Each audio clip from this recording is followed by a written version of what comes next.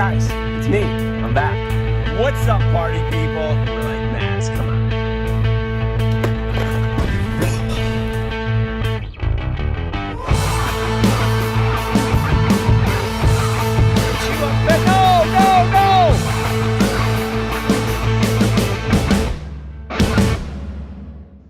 All right, this show is taking a turn for the. What's going on, everyone? Welcome to another episode of Monster Bass Live. We got a great show for you today. Today we're gonna start talking about making a new series of rods, and to do so, we're gonna bring back the very gentleman that designed the lunker sticks for us, Mr. Will Stewart. So at some point we'll get him back on. Couple things I just want to bring about. Father's Day is coming up. I sent out a text to you guys today. I just want to remind you that if you're looking for a great gift for your dad, or you're just, you're like me, you like to honor yourself and get yourself nice gifts when you feel like you've done a job well done. I got 2 codes for you. Fixie's going to put them up on the screen. We're going to give you 25% off store-wide and free shipping. So 2 different codes. You can combine them. It should say 25 or should say free shipping on orders above $100. So it doesn't matter what you purchase. You can combine these 2 codes for even more savings. And if you get that order placed today, it'll ship this week. So there's that. I do want to give everyone a quick update. You may or may not have seen the video I put out earlier this week. We're going to be delayed by, I'm going to guess, 4 or 5 days in terms of this month's box. The entire shipment from V&M has gone missing. They shipped it to us the Thursday before Memorial Day, and still to this moment, they, for whatever reason, can't find it. So I have come up with a replacement bait. I can't tell you what it is because I probably had to combine like 13 or 14 different baits at the very last minute to fill this category. And I'm a little disappointed because it was an 18-pack of worms. It was an 18-pack of V&M Slim Wilds, and it's a flat-sided worm. It's kind of unique. We've never put them in the box, and I was really excited to have it for you guys. And I'm hoping that they find the shipment, because if they don't, I had to order them 6 months in advance to get into their production schedule. So I'm hoping they find it so we can give them to you next month. But I do thank you for your patience. It's, sometimes these things happen, right? And I can't tell you anything more than that. So just thank you for your patience. We exist for a variety of reasons, but as you know, one of them is to help you become a better angler, have more fun, and catch more fish. And these next few group of people submitted their catches to the trophy room. So if you haven't been to the trophy room yet, you can head over to monsterbass.com/PB, upload a catch that you're proud of or your current PB. And if we use it, we'll send you some stuff from the garage. I packed up some really nice things for Raphie today, and we're going to send some stuff out to a few of you. Let's take a look at some of these new PBs here. Let's head over. We got the first one's from Denny Brachter, 6 pounds, 2 ounces in the great state of Missouri on a crankbait. The next one is Buster Smith. Buster, thank you for your service and your 7 pound, 9 ounce bait or bass from Oklahoma on a chatterbait. Next up is Garrett Cooper, 6 pounds, 2 ounces on a green worm. Pretty specific. He likes green. And next is Joseph Rammer, 7 pounds, 5 ounces on a jig. That's a nice looking fish out of California. I wonder what lake it is. We should start asking what lake. I'd like to know that. And last but not least, Mark Modal, 7 pounds, 3 ounces out of California, again on the Texas rig. Congratulations to you guys.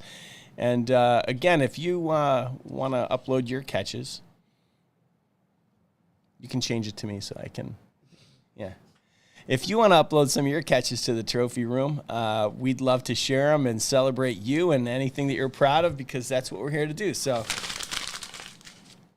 thank you. All right. I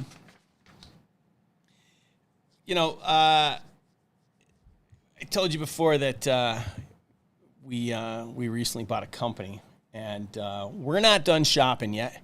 we'll talk about that a little bit later towards the end of the show. But let's go to Raphie for a quick Grande Bass update. How's it going, Grande? How's it going, Grande? Oh. It's going great. I could hear myself now. Thanks, Vic. Me too. Yeah. I love that. It was, the month of May was actually super exciting. There was a ton of activity on our socials. A lot of it was really kicked off by Chris, Mr. Wishiwazfishin, with some of his tips and tricks that really went crazy and inspired a lot of people to start to post like the way that they fish Grande Bass.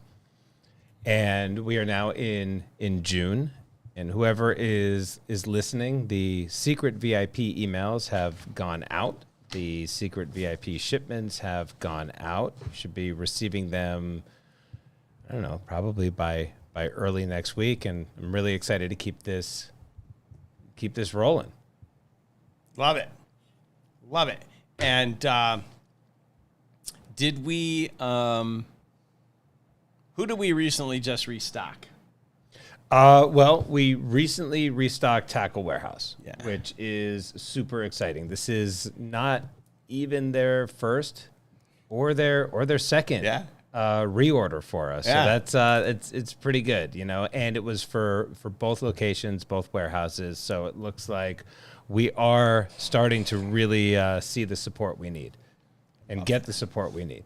I love that. And a big thank you to everyone that's been dropping names and providing introductions to Raphie for your favorite tackle shop. And Raphie, you want to update everyone about what we're going to give you if you hook us up?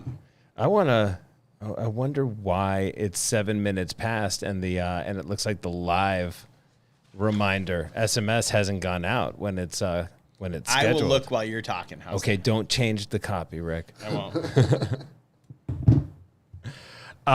It's well, first of all, just go out to your local bait and tackle stores, even if you don't have a relationship with them. Please ask them if they carry Grande Bass.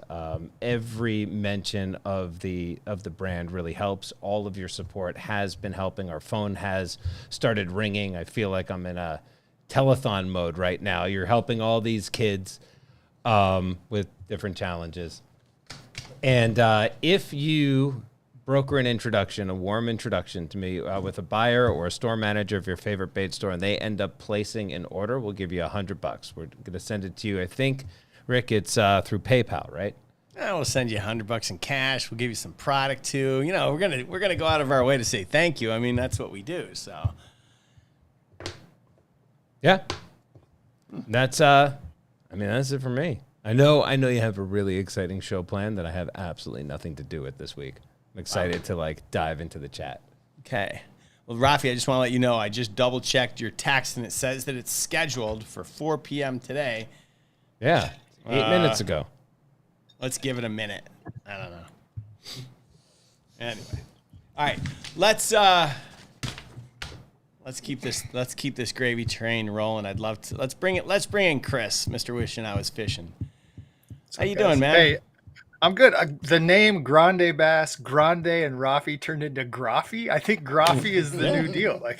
I'm so excited to get some emails out to Graphie. But no, life's good up here. We got a heat wave going on in California. The fish are diving deep. Been catching some fish, having some fun. So that's good to be back.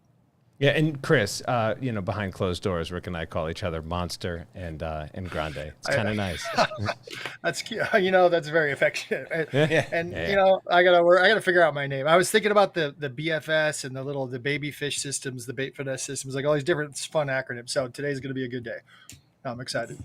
You can be Mucho Grande El Gordo. I was wondering because I'm being 6'5", I gotta maybe I want to name like Tiny, just micro Chris, Tiny Chris. I'm fine with that. So ankle sock. All right, I gotta come clean on something. So, about a month ago we're having all these conversations about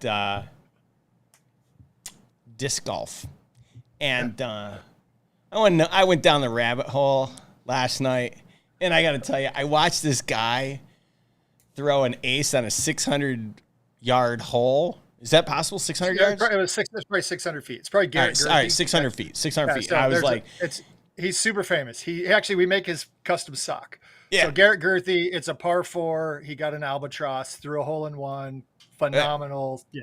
Crazy. Yeah, right? it was insane. I must have watched it 4 times thinking to myself, all this guy did was like look down there and chuck it. And I mean, he didn't even like look at the air or the wind speed. He just got up there and chucked it. And he's like, yeah, it's gonna go in.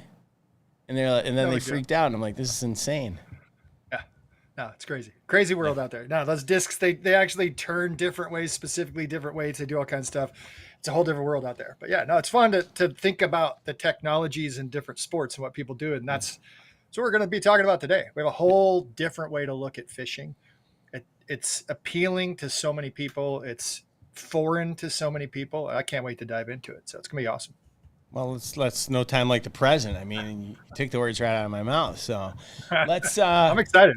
Yeah, I'm really excited to have this guest back on the show. He's been on the show once, maybe twice, and he helped us design the lunker sticks. And so, I know a lot of you guys out there, or some of you out there, might be like, well, Rick just went and got some blank from the factory, slapped his logo on it. Well, truth be told, we actually went out and found the best person to design our rods for us, because I'm not about to put our name on something and then, God forbid, it just turns out to be a dud. So I gave a call to my good friend Will Stewart, and I told him we wanted to design a rod, and he's done a bang-up job, right? Because, the lunker sticks, we wouldn't put a no-hassle, hassle-free warranty. There's no hassle on the warranty. You break it, I don't care if you shut it in the car door. Pay the replacement fee. Send us a picture. We'll get you a new one. That's how much we believe in these rods. And so when the idea of building another line of rods came up, I mean, I'm not going to call anyone else. So we're going to have him on the show, and let's give a big warm welcome to Mr. Will Stewart. Welcome. What's going on, fellas? How you doing today? We're good. How are you, man? I'm a little upset that Raphie went away, because I got the 2 conversations you guys were having. A place where you get a store that you can get Grande Bass in. I'm gonna have a lot of $100. And then 2. I'm back. You've got Ben Kenny, who owns Ben's Tackle Shack in Leicester, Massachusetts. Also runs the biggest and first disc golf expo across the United States. So he runs the biggest disc golf expo. Yeah, and his dad does the swim bait expo. That's the whole deal. So I make, and yet it takes Will to make the introduction. Thanks, Chris. I'll get a call tomorrow. You'll have a Grande Bass and then hang and disc golf and the other things. we actually may do his expo with our fish socks, and then stay the next week and do the disc golf expo. So the disc golf expo. So no, it's good stuff. Yeah, it's right after. And I'm there. I'm usually at the the New England Fishing Expo. I usually have a booth there, and it's a good time. So if you're there, let me know. Let's do it. See, Raphie is going to have me go and represent Grande Bass. We'll have Grande Bass booth, the fish socks, because we have Raphie socks. Now we got to rename those on the website today. But no, it's going to be good. Can. I love it. Well, Will, thanks for coming back. What's new? Not a whole lot, man. Just continuing to design stuff and make stuff and do what I can do. And been a lot of shows this year. I like the shows, to be honest with you. I like to go out there and shake hands and kiss babies and stuff like that. So it's a good time. Yeah, I like that too. But we're glad you're back. Today, I recently reached out to you, actually, a couple of days ago, and I was like, listen, when we had you on the show before, the idea of a BFS rod came up, and I was like, that's down the line. And then someone else came up, and they were like, we need a swim bait rod, and it's got to be, what did they say, like 8 foot? And I'm like, guys, shipping stuff that's 8 foot, and pain. And so here it is, a year later or so, and since then we designed the lunker sticks. We did the ultralight for those guys, and we're excited to have you back to talk about a BFS rod, and have that conversation. So you're a little more well versed in that because you lived over in Asia where it's a little more prominent, right? Yeah, so I mean, I used to work for Pure Fishing, Arbo Garcia, stuff like that over in Japan, Korea. Product's a lot different than the stuff that they put out here. It's a lot higher end. And bait finesse over there, I think the first time that I ever heard bait finesse was probably around 2011, 2012. So about 10 years ago, 10, 12 years ago, maybe. So the fact that it's just now kind of rolling into the US market, we're a little bit behind the trail. And in fact, I released like a hybrid bait finesse rod, first person to do it in the United States back in 2016, 17. And so I think there's a review on it on Tackle Tour, if I'm not mistaken. But yeah. They did some good stuff there. But like with bait finesse, a lot of people have a lot of misnomers and stuff like that about what it is, why are you doing it. So hopefully today we can talk about A1, the system in and of itself, and they are asking what the S stands for. That's what it's bait finesse system. So it's actually a system of things. It's not just one thing or one type of things. It's an actual system for shallow water. It's a shallow water fishing technique. It's not meant to be used in deep water or anything like that. Anything inside 12 feet. Yeah. So any questions you guys have? I can just run over the history of it real quick, or whatever direction you want me to go. Yeah, I'd love to give our audience a rundown on the history of it, and then we can take it from there. Yeah, so I'm going to be a little bit biased towards the Arbo Garcia side and the guys that are running that aspect of it. That's kind of where I fell into it, but there's a lot of different Japanese anglers that were kind of doing the bait finesse system.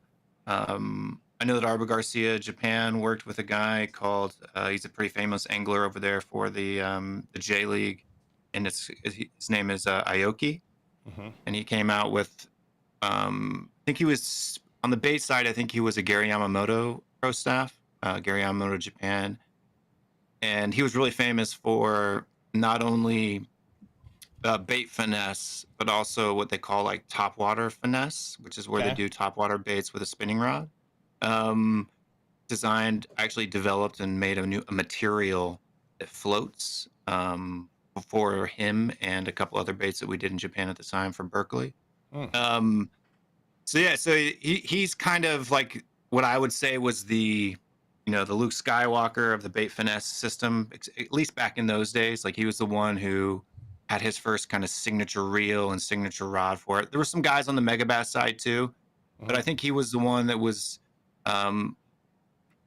you probably don't really hear a lot about his name here in the US, which is a shame because he's associated with a company that's technically American. But you don't really get to see a lot of the Arbo Garcia and Berkeley Japan stuff here in the US, which is a bit of a shame. But I was going to say, if you made your rod and then you learned from him, wouldn't he be the Darth Vader? I think you might be the Luke Skywalker of this. I learned from them. So I learned from the guys from Arbo Garcia Japan. So I made mine after that. So your father, anyway, but that's the Star Wars reference. It's fun. Yeah. I just wanted to ask, Kenobi, maybe. So he's your Obi, he's your Yoda. So sure. Were they doing that specifically because their waters were taxed? Like, give me a background of where they saw this need to throw light, tactical, target base. And I've done my own research, but just try to maybe pretend I know nothing because I'm answering this question. I'm asking it to set you up. Were they fishing unique small streams? Were they fishing pressured water? What was the scenario of why they went this direction? Yeah, so everything in Japan is pretty high pressured. The reservoirs there are really small. So for example, they can hold, probably a 100-boat tournament on a maybe 2,000-acre lake, right? And so, I mean, that's high pressure. I've literally been at tournaments in Asia, either Korea or Japan, where you'll have one hump, and there's literally 7 boats just around in a circle, and they're all fishing that same hump. That one hump, they're all fishing. Like, Mike Iaconelli would be chucking hard baits at people if they were that close. I mean, they were literally nose to nose in a circle around a hump. I mean, that's how pressured some of these reservoirs are. That would be more on the spinning rod side. So anything, so in Japan, they've kind of changed and shifted things where if it's a deep water technique, or if it's something where pinpoint accuracy isn't necessarily required, they'll use spinning tackle, and they usually go super ultralight. I'm talking like 1/64th of an ounce. I mean, baits that are like an inch and a half long, and that's usually on spinning tackle. And then if you go what they call bait finesse, would be in shallow water. So any kind of laydowns, docks, stuff, but stuff where you have a lot of pressure. So on a huge impoundment, it may not necessarily be necessary here in the U.S. because you have a lot of water, you got a lot of space. But there's a lot of times when the conditions are tough or the bite is tough, and you're trying to say, especially if you're tournament fishing, where you want to get that 1 or 2 extra bites in a hard situation that can really make the difference between getting a check and not getting a check, right? Yeah. Because the key is not only is it just the rod and also the reel. The reel is also probably as important, or if not more important than the rod is, but then the baits and the tackle presentation as well. So small rubber jigs is starting to become popular. I mean, I put out a YouTube video on the Doomsday channel probably, I don't even know, it had to have been about 7-8 years ago on how to tie your own small rubber jig. And that's really important. So anything from like 1/32nd of an ounce to an eighth of an ounce, just like you would get a normal, 3/8 ounce or half ounce, flipping jig or something like that, but it's just super small. And then you throw little trailers on the back of those too that are about 2.5 to 3 inches long. And I'll tell you right now, you will get more bites on a small rubber jig than you will on a Senko, wacky rigged. Yeah. Hands down. You could go behind a boat that's fishing and pounding the bank with a half ounce jig or a 3/8 ounce jig, and he can't catch a bite. You can go behind him with that small jig. And I'm not talking just small fish either. You'll catch a ton of small fish too, but big fish as well. My largest bass, my PB, was caught on an 1/8 ounce jig with a number 2 hook on it. Oh, That's awesome. Yeah, 7.5 pounds in the state of Missouri. So just big for Missouri. Yeah. That's That's really big. So if that's true, why aren't more people fishing this way? Because it's just the trends kind of follow the circuit, right? So it's like you have the Tokyo rig or all of these different Japanese techniques. It usually takes an American pro to kind of blow it up.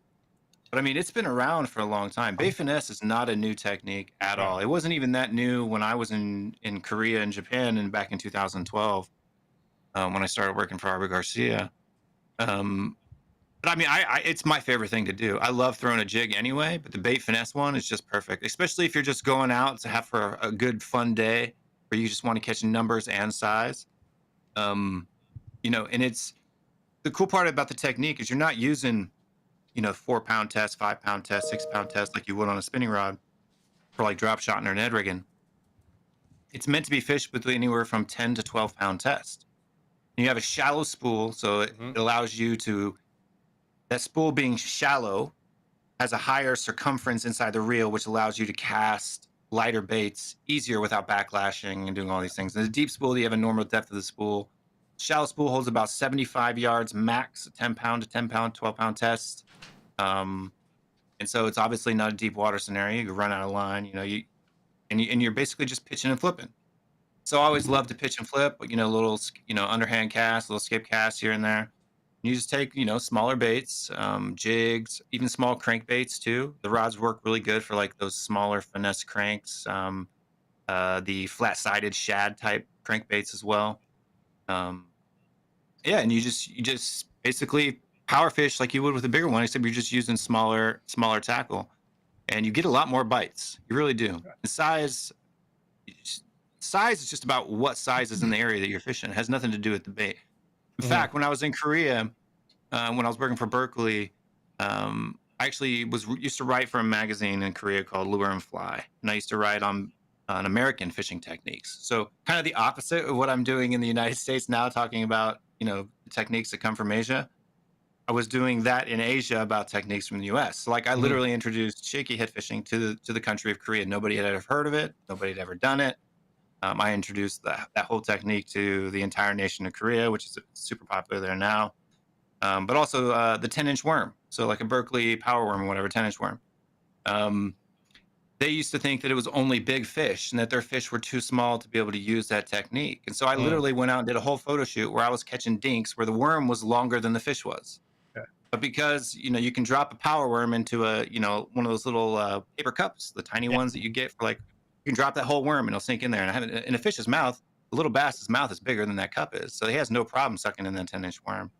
And so in that same fashion, you don't need a big bait to catch a big fish either. Yeah, you might weed out the little ones, but if there's a big fish in the area that you're fishing, he's going to bite, whatever you put in front of his face. And a lot of times, that's what they're usually getting used to.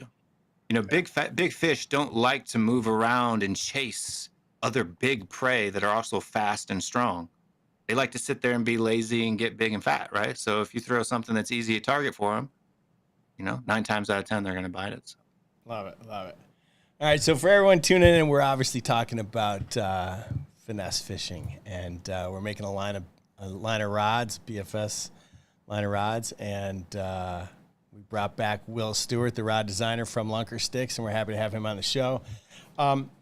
So when it comes to designing one of these, what are some of the things that we've got to take into consideration that's different from, is it different from, when we design the Lunker Sticks? Like, do we have to take, because it's so much smaller, like, is the design of the blank going to be that much different? Yeah. So even with the Lunker Sticks themselves, we don't do, I don't do cookie cutter blanks. So each blank is engineered for a specific technique and or range of techniques. And each blank has a specific structure in the way that it's wrapped, the way that it's roll wrapped over the mandrel that allows the tapers. I don't know if you've noticed, but if you compare a Lunker Stick to a lot of other rods from other brands at the same price point, the blank diameter is quite a bit thinner. It's not as thick and bulky towards the reel seat. And that's because the way that they're constructed is specifically to be not only light, but also strong, durable, reliable, sensitive, all those things. And you can't, most brands either kind of go one way or the other. They either go super light and they break real easy, or they're heavy as a rock and they don't break ever, or, I try to make sure that you get, because that's what they do in Japan. You get the best of all worlds. And the blank diameter is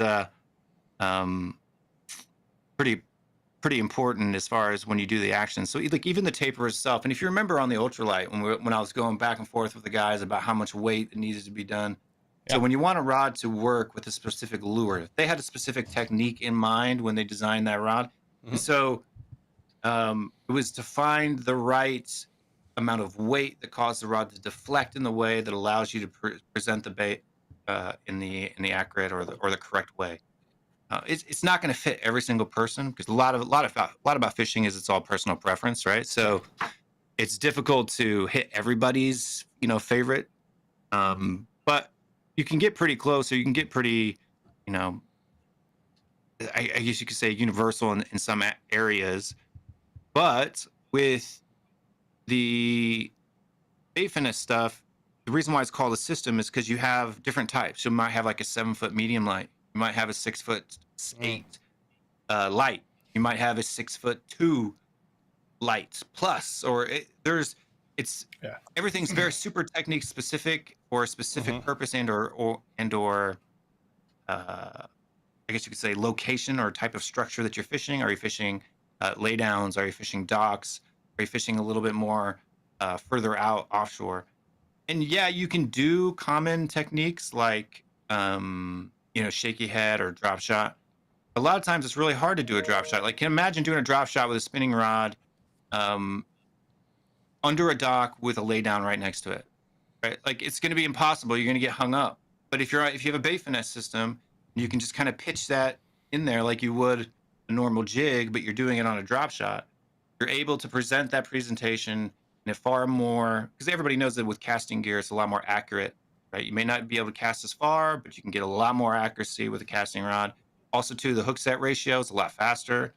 when you're setting the hook with a spinning rod, your arm has to go from 90 degrees to here, and with a casting reel, it's just a flick of the wrist, right? And you're right there. So getting fish out of cover is really important, and so having bait casting gear allows you to get that fish out of the cover easier, faster, more reliable. You don't get hung up as much. You don't lose as many fish. And then doing that with finesse techniques that a medium heavy rod can't handle, right? So, Got it. So you led into a question I've got. So how many of these do I have to buy? Because as I'm hearing you, and this is where I think my brain goes from not having this. And I have a lot of friends, and I'm so excited to chat. They all have one or two. They're like, oh, I got my new BFS rod. And my first question is what's that for? Is it for jigs like you're talking about? Is it for specifically a smaller jerk bait? I feel like I'm going to have to buy a few of these. The rods that you're designing with Monster Bass, is there an entry level one that kind of works for a couple different techniques? But you mentioned we're going to have to go technique specific. So can you break down your thought processes? Are there 3 on offer right now? Is there one we should try first? Or do you specifically say, I'm going to use a BFS for this one technique, and I'm going to go directly to that rod, knowing I have to get a rod for each style of technique? Yeah. So there are so the one that I made that I introduced back in, was it almost 10 years ago now, was kind of more of a Swiss Army knife, just to get people, because it's a different mindset. So you have to have something that's kind of transition. If you're used to throwing, the smallest jig you've ever thrown is a 5/16 ounce, like Jewel or something like that, right? Like like Jewel finesse jig or spider jig or something like that. It's different than that, right? That you can throw on a medium heavy, no problem. You can pitch and flip that. You can't do that with like a 16th ounce jig or an 18th ounce or an 8th ounce jig. I mean, you can, but it's I was gonna say, we go crappie fishing, and we got these little baby crappie jigs and things. We got crappie in our lake, and I really just have bass gear, and it's like, okay, then I'm just gonna go to a spinning rod, and then like you're saying, it's not as accurate. I'm using the wrong rod for the wrong technique. I'm making it work, but I'm kind of handicapping my own fishing. So I've experienced it, and I see it when I go to different species. But now if I'm targeting, and I want to target, say for me, I would like to use a hair jig, a super light hair jig. Mm-hmm. And I want to pitch that thing up underneath docks. And I know the swimming marabou and the way that's going to react and make the big fish under the dock react to that. But it's specifically the fall rate is going to be so much slower than a big jig. I want a rod for that. And I don't have a rod to get that unless I'm trying to flip a spinning rod to get that bait under there. And so you got to skip it and you got to pitch it. And you got to it takes a lot of practice to skip with a spinning rod. I mean, a lot. Yeah. I mean, I've been fishing. You can do it with a Cinco. Yeah. I can skip a Cinco, no problem, because you can just slap it under there. Launch it. Yeah. That's all you do. Just sling it. But if you're trying to skip it don't bounce that way. It does not work. No, and people are like, just skip it like a Cinco. I'm like, well, you've never tried that, sir. So, well, I mean, you're right on. The skirt creates drag on the water. It flaps water, around the jig head, and then it dives and skips wrong. And you have no accuracy. Yep. But so that rod, you're talking, where do I go? Direct us a little bit on the rods. And I guess this may be the time to lay out a little bit of what the Monster Bass line is going to look like, of how many. But in my mind, I'm like, okay, what would be my first purchase? Because I think that's a lot of people. Where do I go to first? Yeah, so I would say if you really wanted to get into the system, right? Like if you wanted to be, I think there's 2 that you could really go for. And that would be something like a 7-foot medium light. That's going to cover anything from like 1/16 of an ounce to maybe 3/16 of an ounce, right? So that kind of range where maybe it's a little more comfortable for a lot of American anglers. And then if you really wanted to get to where you're talking about throwing like a 16th ounce, hair jig or something like that, you probably want to go with like a 6'8" light. And they're called light pluses. So it's kind of in between a medium light and a light as far as the power is concerned. A lot of times, a lot of these rods, because they're meant to be fished around cover, are either fast or extra fast. They're not mod fast like a lot of spinning rods. They're not as noodly as a spinning rod. So is that plus, is that a faster tip, a little stronger tip, but still the light flex? So it's kind of like, so you have a light from like a spinning rod, right? And then you have like a medium light of a spinning rod, and the light plus kind of sits power wise, backbone wise in between. And then the extra fast tip is going to be, it's a little bit faster tip, a little bit tougher tip than that. Then you get down into stuff that's like the 6'1" super finesse stuff, and they'll have like a 6-foot light It's actually like a light powered rod. It's a little bit softer tip, and that's for throwing like super finesse stuff, 164 ounce, 132nd ounce, for very targeted specific things. Because it's a very short rod, right? In Japan, Right. Even in Japan, 6'1" is quite short. But the shorter the rod, the more the accuracy you have in the cast, the smaller the distance. But the whole bait finesse system is around fishing, either from the bank. There's a lot of bank fishing in Japan, and or from boats in shallow water, anything less than 12 feet, because that the fall rate is pretty slow on those jigs. And then you're getting into a whole line of soft plastics as well that really don't exist a whole lot in the market right now.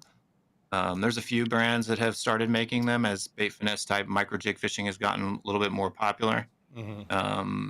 But for trailers and stuff like that. So like you're trying to get to the point to where your whole presentation is around 1/8 of an ounce, right? So the bait weighs maybe, I don't know, 3-4 grams, and then the jig head's even lighter than that. So you're pretty much just casting the weight of the bait, right? Kind of like with the mid strolling, how that's become really popular here. I mean, mid strolling it's funny because that's what everyone's been doing forever, and that's the success on tour. I keep teasing. It's like these guys are using these small baits. Fish are really accustomed to eating a 2-inch fish or smaller. And now we finally get to see pros fishing it. And it's like, oh, forward facing sonars turned you on. You can watch the interaction of huge fish keying in on small baits. Is there a pro? And I think, Rick, you guys were talking about this a little bit ago. Like, where does this transition go to make it cool? Is there a pro on tour that's using that 6-foot rod? I think that's the funniest part. We're teasing about the new names, and I'm fine. Call me tiny. I would love to go out and catch huge fish on a 6-foot rod, just because it doesn't make sense to most people. Like, I've got to have an 8-foot rod for my huge swim bait that weighs 9 pounds and I'm slapping the water and I'm stunning the fish. And I would love to go out there with my little tiny 6-foot rod and I'm micro catching fish that are monsters. But I think that's a 2-part question. Who is using these in a tournament setting? Do you know of anybody that's doing that right now? On the U.S. side, I don't. Funny story. I was at, I think it was, and it might have been Kentucky Lake back in 2015, and David Mullins was a Doomsday staff at the time. He's with Shimano now, but I was trying to convince him to use our bait finesse rod, and I was trying to tell him all of the benefits of it, right? And that use it with these types of jigs, and that's why we have this trailer, and et cetera, et cetera, et cetera. And he says to Takahiro, he's like, have you ever used one of these? He's like, oh, those guys use those in Japan all the time. He's like, but I don't. I use this, and he holds up like this big giant 3/4 ounce. Right. But it was just a funny story because like it's difficult to get guys, even on tour. Believe it or not, guys on tour sponsored by a whole lot. If you ever go to a tournament, you go to the campground and you're watching them tie their rigs up. Oh yeah, 90% of the guys in the tournament are using the exact same thing throughout the tournament, and it's usually nothing related to what they're sponsored for most of the time. Right? Luckily, being a rod, having a rod brand myself, that's easy because I can see on screen if they're using my rod. But with the baits, you never know. You never know what they're catching them on. So a lot of times. And I'm not saying people are lying, but that's what they get paid to do. They get paid to promote a specific thing. And 9 times out of 10, they didn't catch it on that thing. Sometimes that's not the case. Sometimes the guy that's sponsored with a hot bait, whatever it is for that tournament, is really, what they do. But and often they come in with a bag that's not a full limit dedicated to fishing baits that weren't working, which I think is so frustrating. You watch that and you're like, especially Northern California and all these reservoirs. I mean, realistically across the whole world, it's the fishing's pressure. There's more people out there. All these things are going on, and throwing something specifically different or smaller, it's way better to fill a bag. You mentioned that right at the beginning of the show. Like, hey, to catch your 5 fish, like go after your trophy with something bigger later. But what an idea to show up and fill a bag and then cull it, but fill that bag first and maybe throw bait finesse system that doesn't weed out the biggest fish, but gives you the confidence to put some fish in the boat. So I just think it's a neat transition. Do you see kayakers? Because I feel like 100%. my perception, I feel like kayakers are more receptive to try this before the bass boat guys. And not to put people in two different camps and make a separation, but just from my interaction with people, it seems like I know more friends that have kayaks that also have a BFS system. Is that something you've noticed? Yeah, absolutely. And in fact, I was literally just going to say that before you even mentioned it, was that the kayak guys are fishing skinnier water usually than the big boat guys are. They're sitting down in a kayak or standing up in a fishing kayak or one of those things. They have, balance issues. They have to be more cautious about what they do. They can't be, moving their body in erratic motions a lot of the time. So Bay Finesse is really, really good for them. And a lot of times they're fishing smaller bottles of water in tournaments as well. Yeah. And or large giant bodies of water, but they can't cover as much water as a big boat guy can, right? They can't, go 70 miles an hour and run for 3 hours to get to another spot, right? Like that's just not happening. So they have to be more creative and they have to catch more fish in a smaller area. And I think the Bay Finesse system would be it'd be perfect for that. I kayak fish for like 5-6 years. I've been doing some boat tournaments and I have a pontoon boat with no motor on the back. It just has a trolling motor. And so I troll and I fish methodically everywhere I go. And I have a lot of friends will go in tournaments and they're like, hey, we don't catch these fish right here. Let's move really quick, like you're saying, and go 15 minutes to another spot. And I'm always like, wait. From my kayak days, I figured out how to catch these fish before I'd leave them. I don't have a motor to go somewhere else. So I would be more of the candidate to say, okay, they're not using these baits that I would rather catch them with, but maybe let's switch to a bait finesse system and try something that's truly unique to put in front of them. So that's my mindset. Like I see the fish. Why would I leave fish to go maybe find fish when changing the presentation is something different? It's just a lot easier to try to catch a fish I see. Yeah, and especially nowadays with things like forward-facing sonar, and that's why I think a lot of these techniques that they've been using in Japan for the last, over a decade, are starting to become popular here, is because now guys can see the fish on a piece of cover or structure, and they know it's there, they know its size, so they don't want to leave it, right? They're not beating the bank like they used to do in tournaments, 6, 7, 8 years ago, and so having something that allows you to literally watch it fall a lot slower. Right, just gives the fish a good amount of time to see where it's at. So anybody who's using forward-facing sonar, I think that the bait finesse is something that you definitely need to be checking out. I mean, if you're pulling in techniques like mid-strolling and all of these other techniques from Demiki rig fishing and those types of things that are kind of more Japanese-esque, float and fly, because all Demiki rig is a float and fly without the bobber, right? I mean, that's all it is. That's so. Yeah, I got suckered into that with fly fishing from a buddy. So we would go up and target smallies. And I think that's the next piece is like smallmouth versus largemouth.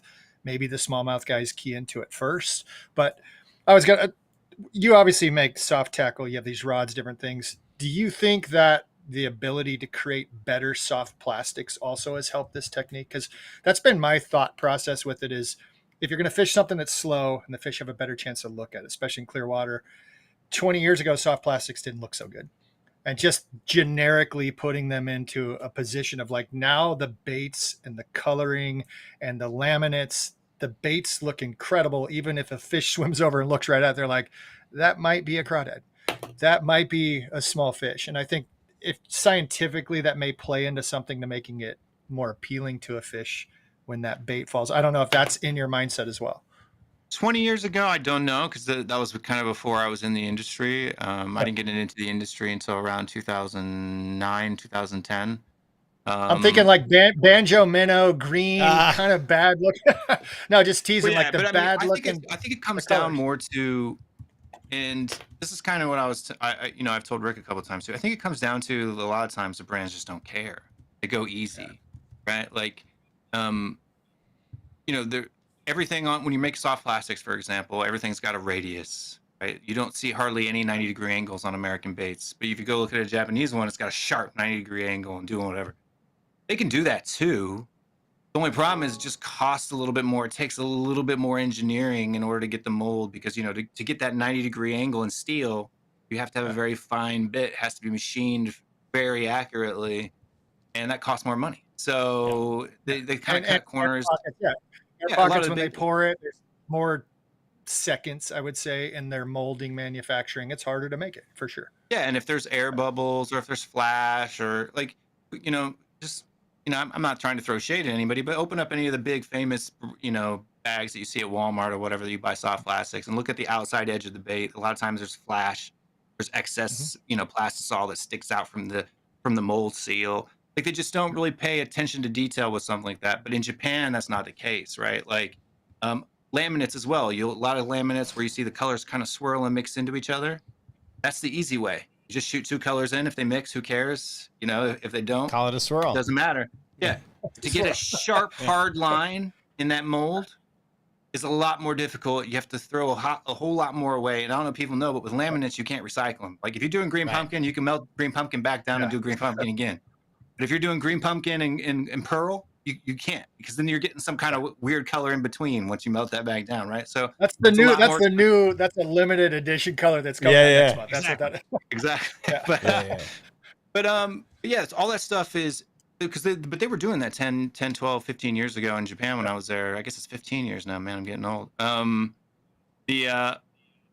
they were doing the things like that then, because to them, those things, when you're fishing in pressured water, when you have, like, you got to remember that the population of Japan is like 150 million people, and probably only 10% of that bass fish.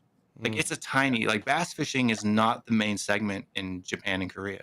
Saltwater lure fishing is. Saltwater and lure fishing makes up 70% of their lure fishing market. 70%.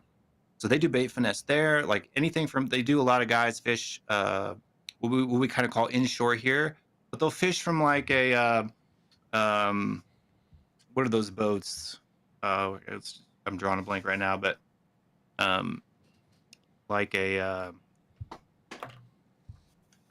anyway, I can't remember the name of the boat right now, so I'm kind of rambling. But basically, it's like bass fishing, but in salt water. So they'll come inshore, unlike on some piers or a lot of like riprap banks, or a lot of times how they'll have those current break or wave breaks in bays and stuff like that. But yeah, like jetties or different things like that, and they have these big giant, like triangular shaped. Yeah, they look like jacks. Big old, those huge jacks. They stack them up. Yeah, and so they'll fish those. They'll pitch and flip those, and they have a whole bait finesse system there, and they catch a lot of really small fish that are really good eating over there. So like for them, saltwater fishing is kind of too where bait finesse kind of cut its teeth. It kind of started in the saltwater world and then got brought into the freshwater world and then just tweaked a little bit for bass fishing. So yeah, I mean, they make saltwater bait finesse rods and reels over there as well. But they just have a whole different way of viewing of fishing than a lot we do here. We're kind of big power, like even saltwater fishing. I go to a lot of shows and I see some people talking about saltwater, and they're using these giant squid baits or these rigs with like 37 hooks on them, and it's like, why don't you just throw a jig? That's Southern California. Yeah, Southern California is huge for that. Where they're like, no, just go throw a jig or a crankbait or just a swim bait and go catch some spotted bay bass and calicos and some. Use your bass. Your bass gear is fine for that, and maybe even bait finesse. So, I think the big question. Yeah, well, it's way better for it because it allows. I mean, the right rod allows the lure to work properly. Yeah. I think the biggest thing with all of the BFS in my mind and everyone else is you're presenting an idea to target fish differently. I think everyone thinks first though is I'm targeting different fish. Help me understand that is I want to go and catch the biggest bass in my lake, but I know I need to get a bait to a different spot. So in my mind, just from our conversation today, I'm thinking, wow, I need a bait finesse system to get to the biggest bass in the right specific spot. Where do you think it came from, this idea of BFS is only for smaller fish? And I think that's the thing today is like educating people. Yes, you can handle small fish, but your personal best fish came on a BFS system. We're not going to get past that right away, but maybe shed some light on why do you think it came this idea? BFS is for small fish. So I was teasing. That's why I put that out there is, it's for small fish. BFS is somehow there's the small in there. I don't know, bait fishing system, small. Why do people associate it with small fish and not just associating with targeting the same fish differently? Yeah, so I think that it comes down just finesse fishing. Just the concept of finesse fishing in general in the United States has always been small bait, small fish, right? Big bait, big fish. We just kind of have that mindset. Excuse me. The That's awesome. but they don't really have, or they didn't really. It wasn't until really then, like when when people started catching like, 35-pound bags of smallmouth on a 3-inch Demicky, shad, right? That it kind of changed. I think the mindset of a lot of American pros, right? That And then now mid-strolling's coming in, and people are using 3-inch, shad baits, or like 4-inch, 5-inch, 6-inch. They do mid-strolling with big ones too. But even like, who would have thought to use a 164-ounce jig head, to basically shake a bait back to the boat, right? Right. To make it just dance and pretty much And to catch a 13-pound bass in Texas. I mean, that's kind of this like, it's like, wait a minute. Some of the biggest fish are being caught on the smallest baits on spinning rods. The world is not going to keep spinning after this. Like, what's going to happen? Like, how do we deal with this? So I think it's funny what we watch and then what we digest and then what we actually believe in is breaking that mindset. Is these are not just because my rod is 6 feet. You go on a boat and you go out in the ocean and guys are catching tuna and they're using stubby little 6-foot rods sometimes. And you're like, that's because that's the right rod. It doesn't have to be like Rick said, first deal. Oh, swim bait has to be 8 feet long. Got to use a rod that's 8 feet. It's like, well, you don't have to. You don't, yeah. But people's minds, they change, right? Everybody's got a recency bias, right? Because like I remember when I was a kid, my dad had 5'6" pistol grip rods, and that was the deal, right?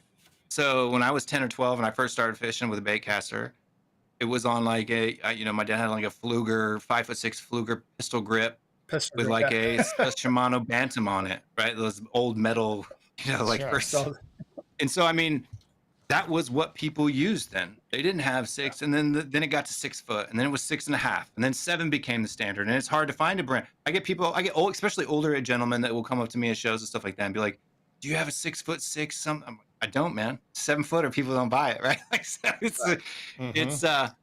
it's tough. But with the bait finesse system, it's a little bit different. 6 foot is kind of on the extreme side, but a good 6'8" light or a light plus.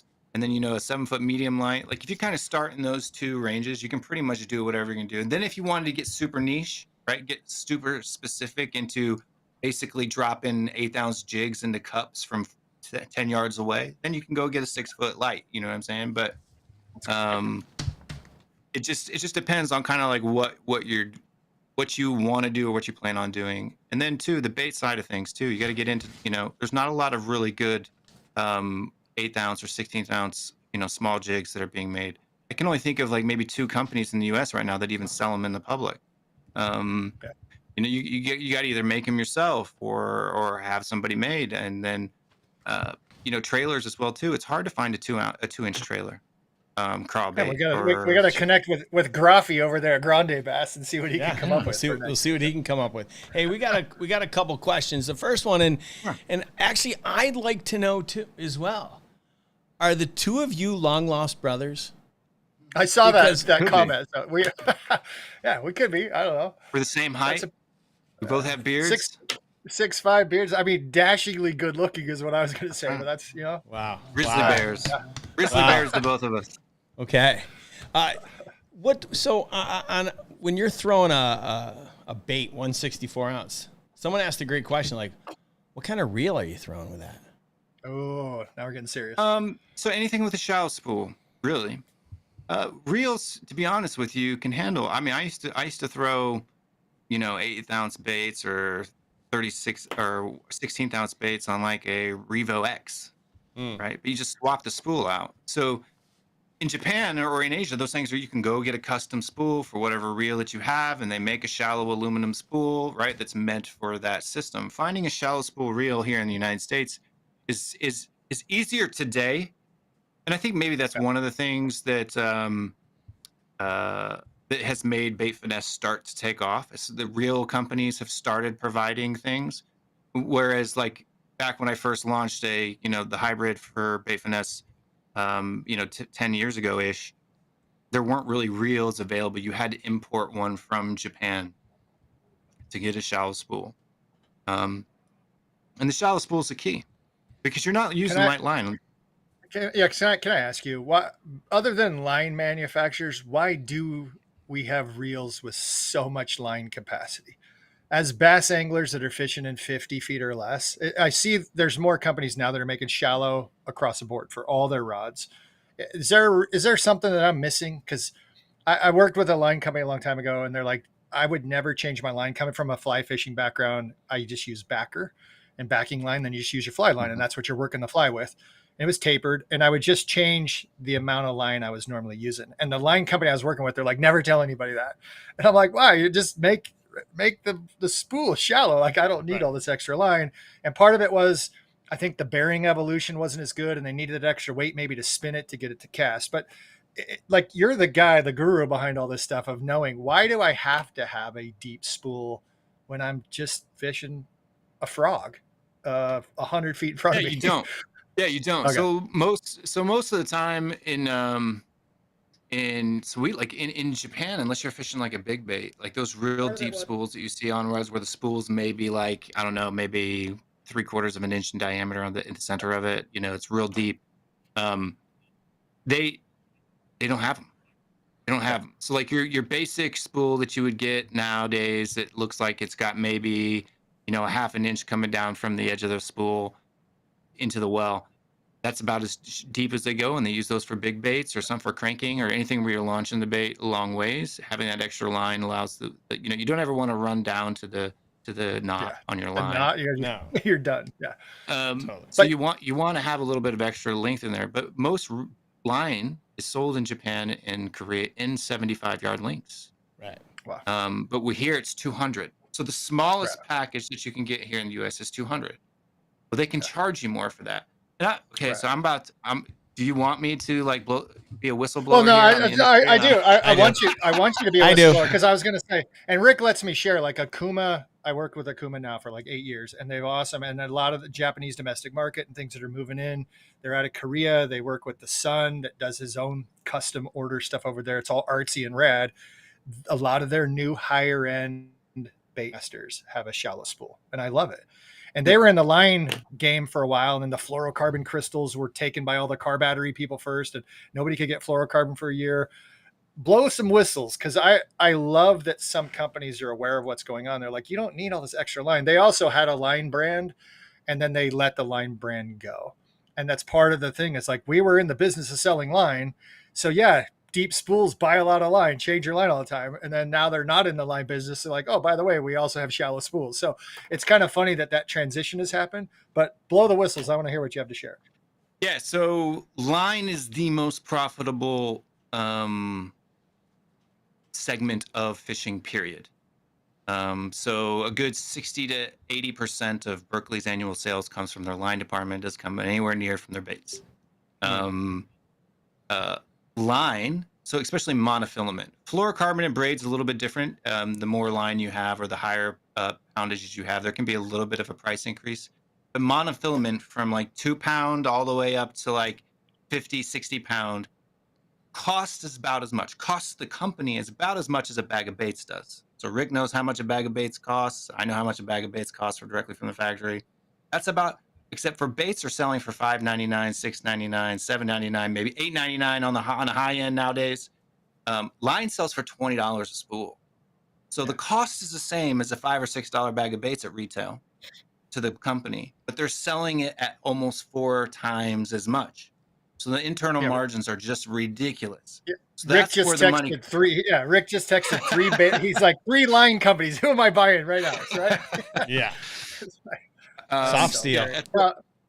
All the money. I mean, honestly, there's a ton of money, and it was fun to be able to learn that and to understand of how much of my line memory of the coils and what's going on and what I would replace. And then looking, I mean, I could share my own whistleblower. I have the worst line ever as backer on my deep. Any spool that's a deep spool, I don't even know what's behind the line I'm using. I use really great line of what I'm fishing through my eyelets, but the line that will never go through my eyelets, I don't even know what it is. It doesn't matter. I'm not using it. The bearings are so good in reels now. They cast great. It works fine. I deal with my line changes. So essentially, you've created a shallow spool with I know. Right. I'd super glue it. I'd never take it off. I'd put tape over it. So yes, but I mean that's what you've done is you've really just filled up that spool so it's shallower so that you can replace less line, and it's a lot more economical that way too for the angler. You probably but see what they've seen in Japan, because I actually grew the line business segment for Korea from about 200K a year to about 2 million a year in 1 year, just by introducing some new things. The line spec, they sell a lot of line because the turnover's faster. And to be honest with you, I think a lot of retailers would like it more, because instead of buying that 500-yard spool or 1,000-yard spool and never seeing the customer again for a year, 2 years, 3 years, they're coming in. The 75 yards is cheaper. It's easier. It's kind of like it's the difference between going to like a regular Walmart or going to Sam's Club, right? You can go to Sam's Club and buy the bulk items for the things that you never really think about, like toilet paper or paper towels or something like that. But nobody wants to buy 34 pounds of ground beef, right? They want to get just what they need for that week. So with line, because that's probably your most frequent change. So in the industry, we call durables, consumables. Durables are things like rods and reels that last a long time. Consumables, line, bait, terminal tackle, et cetera, et cetera. On the consumable side of things, it's probably your most frequently purchased item as far as like repeat buys. Guys will go out and buy a lot of different bags and baits, but they'll maybe buy 2 or 3, then they try them, that lasts them for a while. They go try something else. They try something else. But with line, they come back to it time again. Line is kind of like, like a comfort blanket for a lot of people. Once you grow trust in a specific line, you tend to go back to that same line over and over and over and over and over again. For me, it's Seaguar Red Label. It's the fluorocarbon. I don't like doing liters. I just go straight fluoro. It's cheap, but it's reliable.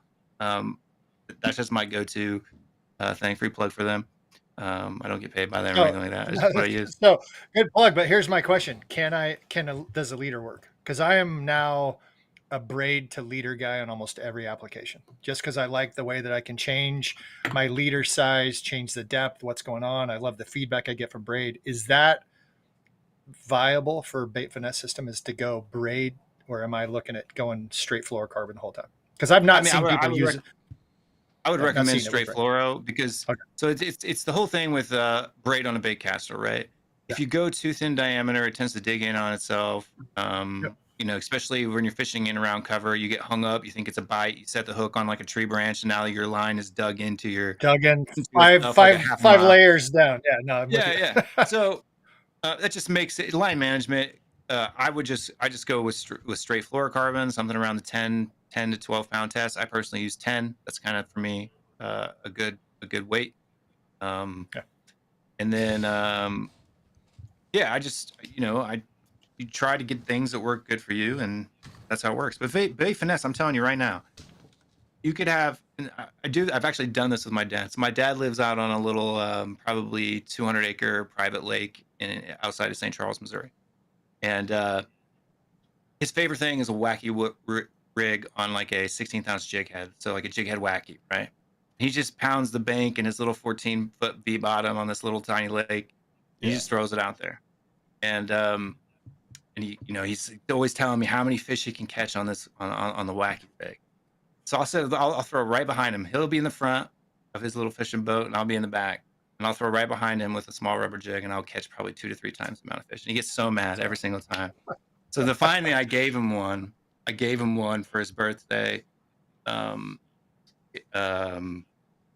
probably say about 5, 6, 7 years ago. Now he's got all the old timers out there throwing bait finesse on this little private lake. That's amazing in Missouri. Before anybody even here was doing it, right? It was like a Arbu Garcia. What's the really expensive one? The Xeon or something like that. Shallow spool from Japan. A rod, 2-piece bait finesse rod that I made for Arbu Garcia in Korea. Like $100 price point. He throws that on that and kills him. Calls me up and tells me to make him some jigs. I tie him up and ship him to him. All right, I want to. At some point, I want to talk a little bit more about the lineup and how many rods we think we're going to have in it. Is it going to be 1-piece, 2-piece? Because I did a little bit of research, and I mean the price points on some of these are ridiculous. Like I'm looking at stuff that's $500, and so I don't know what the norm is, and I'm sure it's like everything else. You can be at any price point you want. but I would like to talk about that. However, I do want to take this one call because this guy's been waiting 31 minutes to ask a question. And so, Fixie, just bring him on. I don't know who it is because I can't see that far, but go ahead, caller. Thanks for your patience. Hello? Oh, no. Hello?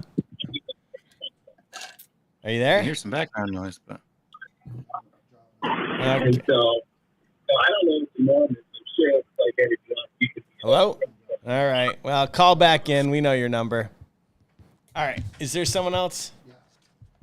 All right. Let's take his call, and then I want to get into the line of rods. And go ahead, caller. Oh, it's just me. I'd like you to bring a little Hey, more can you hear me? enthusiasm the next time you call. Hi, Rick.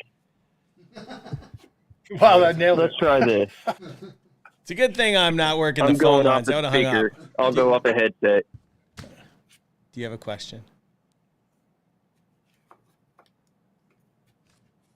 Hello? Matt. All right. Matt Brown, I don't understand. If you want to call back in, call back in. But all right, well, there's no one on the phone lines now, right? No, the guy's back. Oh. Okay. All right, so talk to me about like this lineup. I look at bass rods and I see lineups as Sticks has got theirs. All you need is 6, and then everyone else has got as many as they want because they want to sell you more rods. I'm assuming that's pretty similar in bait in a system. However, we're only talking about baits that can only get so small, right? So, how many rods are we talking about in a system? I think I'm sure some companies will probably come out with like 7 or 8 or something that's silly like that. But I would say 3 at the far end, 2 at the minimum, right? So I think everybody, especially here in the U.S., when you're kind of getting into it, needs something that's a little bit more comfortable, a little bit more familiar. So like a 7-foot medium light, kind of be there. That way they get you into throwing jigs that are like 3/16 and 1/8 ounce rather than something that's super light. And then probably something around the 6'8" light side of things. I think those 2 would be a must-have. And then if you wanted to get into the super light, ultra finesse stuff, something that's maybe a little bit more niche, like a 6'4" or 6'2", super light, which is not quite an ultralight, not quite a light. It's in between the two. It's designed specifically for casting gear, and then for pinpoint sharpshooting with small stuff. I think that's really the most that you would need. That's all they tend to really do in Japan, and so they don't like overwhelm you with specific things. It's not what there isn't a cookie cutter for it. The 7-foot medium light won't do what the 6'8" light does, and vice versa. So you kind of need at least those 2, I would say. And then if you're really fishing skinny water or really higher pressure stuff, or you really want to have super good accuracy, I mean, just like dropping stuff in a shrub, from 7 yards away, then maybe the 6'2", 6 foot, super light. And are these 1-piece or 2? You could do them 1-piece. You could do them in 2-piece. Just depends on what you want. 2-piece like technology. It's another thing. It's kind of like it's kind of died here in the U.S., but I've got a lot more people asking for me now lately. Is the old 2-piece method of where you take the top end and you stick it over the bottom end, and now you got a big giant dead spot in the middle of your blank, and that's why 2-piece came away. But nowadays with spigot joint technology, 2-piece rods aren't any different than 1-piece rods. If you use that technology, and they give you just as much sensitivity and just as much consistent tapers in the blanks as a 1-piece does. So just depends on what the customer wants, what they're looking for. Over in there, public transportation is a lot more popular. A lot of guys don't have a car, or they'll have one car for a whole entire family. Everybody doesn't have their own. It's not 5 cars sitting in a driveway. In Japan, there's maybe 1 if you're lucky. Yeah. So a lot of guys ride the subway, they ride the bus, and it's hard to take a 7-foot, rod on the bus. So but having a quality 2-piece that works really good and performs like a 1-piece is something that it's pretty common there. Makes What shipping about a like whole lot easier. what about going 3-piece, like a travel rod setup, like backpackable, taken into skinny water if you're hiking somewhere? What's your feeling? I'm just fly fishing, obviously, you go to 5-piece, but what's your thought of a bait finesse at like a 3-piece to even bring that tube size down smaller? Yeah, I mean, 3-piece. You could do 3-piece spigot joints. You can put them pretty much anywhere in sequence, so they don't really change or affect. You get really crazy into solid tip stuff, which this is a new time that nobody in the rod industry in the United States is even thinking about right now. So solid tips. Do you guys know what solid tips are? So yeah, it's filled in at the top. Yeah. So the top 5 or 6 inches is not, it's not roll wrapped over a mandrel. It's just rolled carbon. So it's solid. And you can get super, super soft tips that don't break, that are 100% carbon. So that's awesome. Yeah, no, I've seen. I mean, wasn't the ugly stick solid? Like it was clear or something at the top. Was that before my time? Like I've had ugly sticks, but something to do. The tip of it was like maybe. I don't know if it was hollow. I don't remember. It may have been. It was definitely like a composite, like a plastic tip. Yeah, I think they could tie it in a knot was like the thing, and you couldn't break it or shut it in your car door. I think it was probably more of the pitch. But I've seen the solid tip technology from overseas. I work with a company in Italy, and they do like you're talking about, trailers and micro baits, and that's what I use when I go. I have this one creek down from my house, and I go and target smallmouth, and the biggest smallmouth in there I've caught is like 9 inches long. And when you use the right rod, the right bait, it's so much fun. And you just set your mindset to fishing something different than I have to catch a 3.5 or bigger pound bass.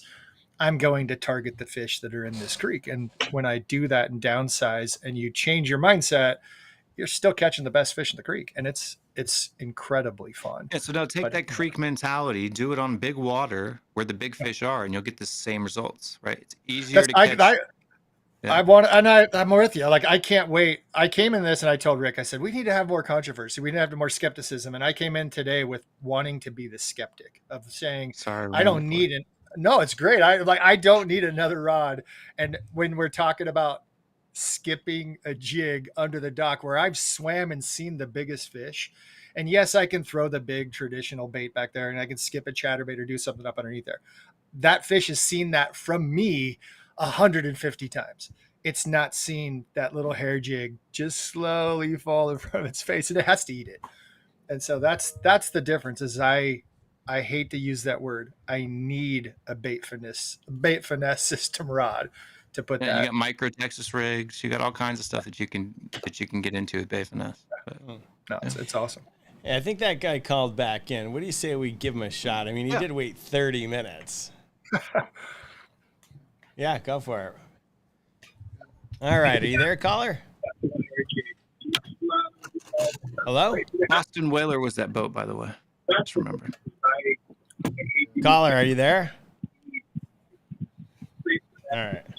Yeah. I don't know. Yeah, cut him loose, Fixie. All right. Caller, if you're there and you want to try back in, great. But just turn down the volume on your sound and be on the phone.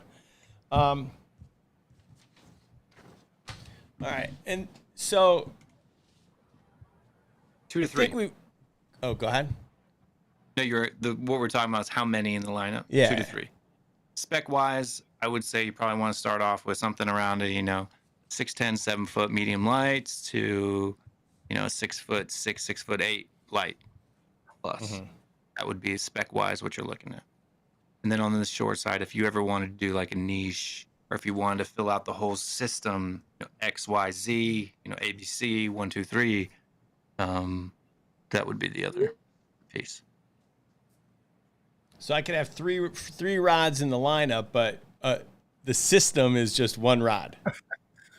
No, the system is everything from the reel to the baits to the rod to all the different types of rods. That's the system. So bait finessing is a system of, it's a systematic way of fishing. Power techniques. It's not really even a finesse thing. It's just fishing power techniques like pitching, flipping, stuff like that with lighter tackle.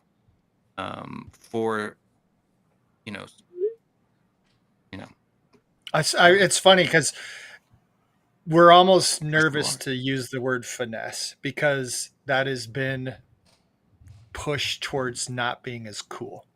there's something in this change of understanding it is really okay and maybe preferred to use a technique that is finesse in fishing. That whole mindset in my brain is like, oh, I'm gonna power fish, or I'm so much cooler and tougher and I'm bigger and I'm stronger. It's like that has so little to do with harvesting fish and catching fish and being connected to nature.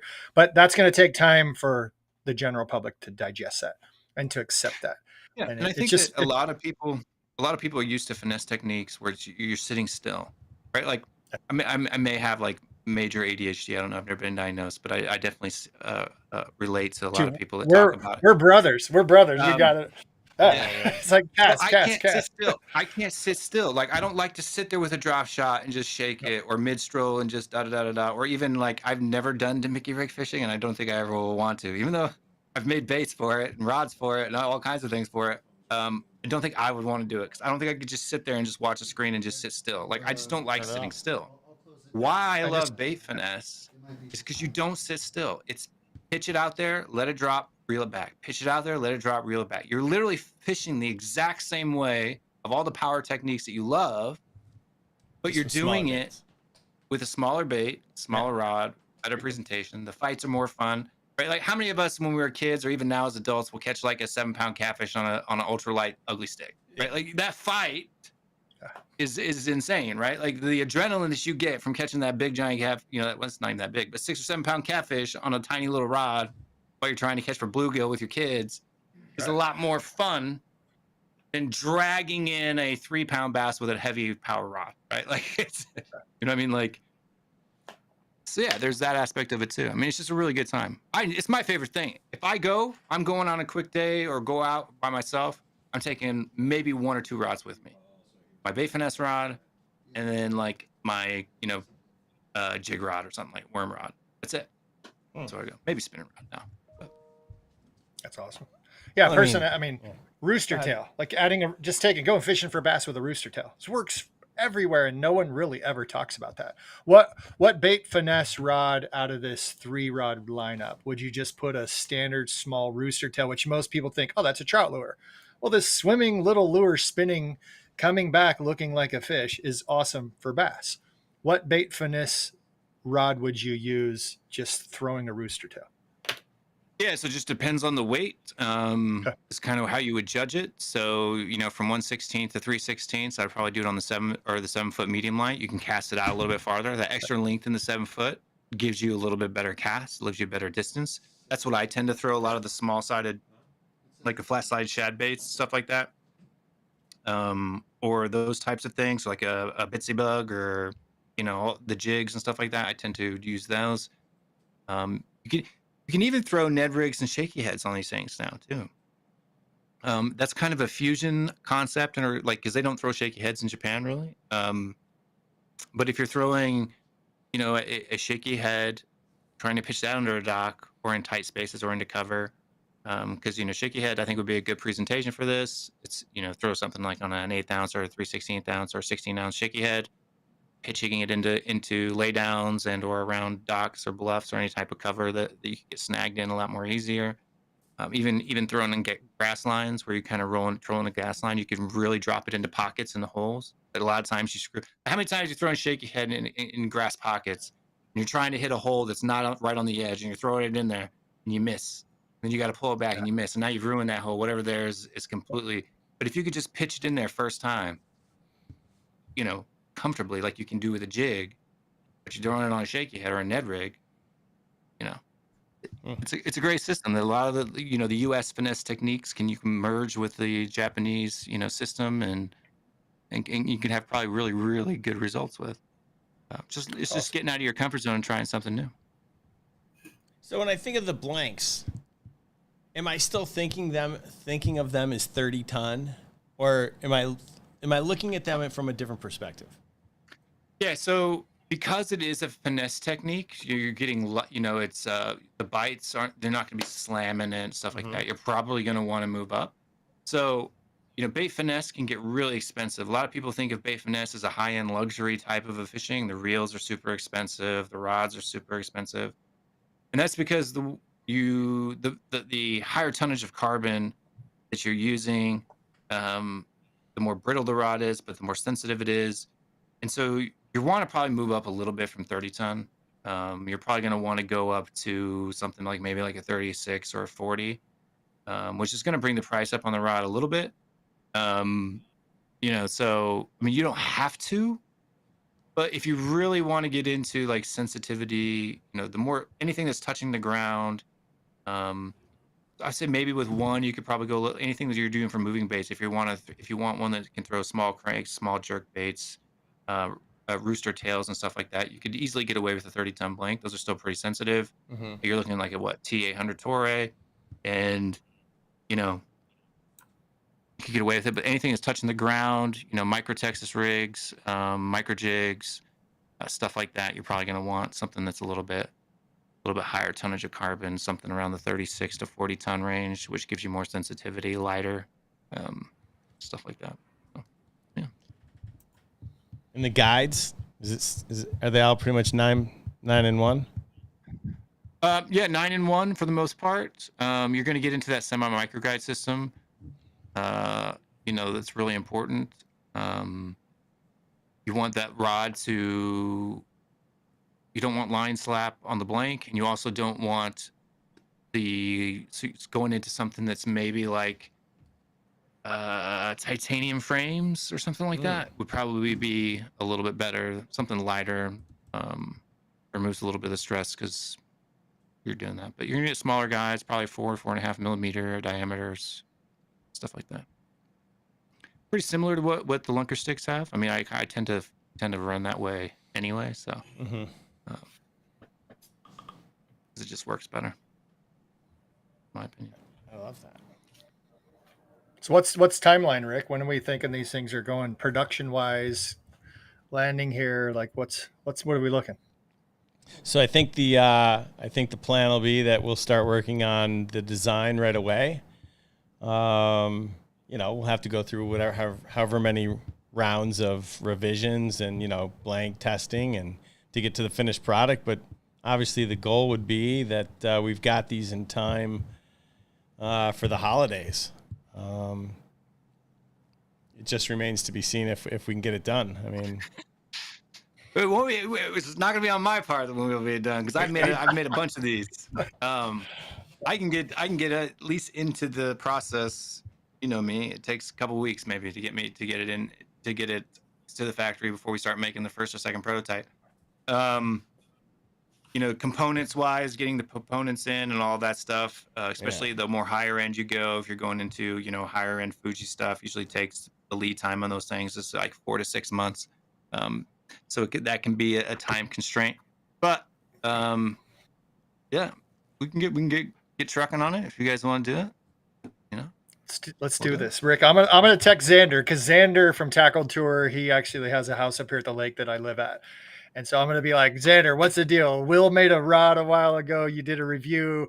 Give me the lowdown. Because I know Xander flies to Asia all the time, whether he's in I've talked to those Tokyo, guys at Korea, ICAST whatever. And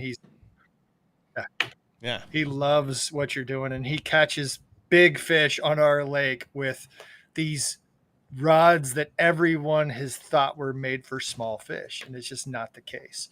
And so you've converted me in the short time of an hour and 20 minutes. It's like I had the hunch of what this was about. I wanted to hear it right out of your mouth. And I think that's the whole idea, is putting bait in front of the same fish, the big fish, the stuff you're still liking to catch.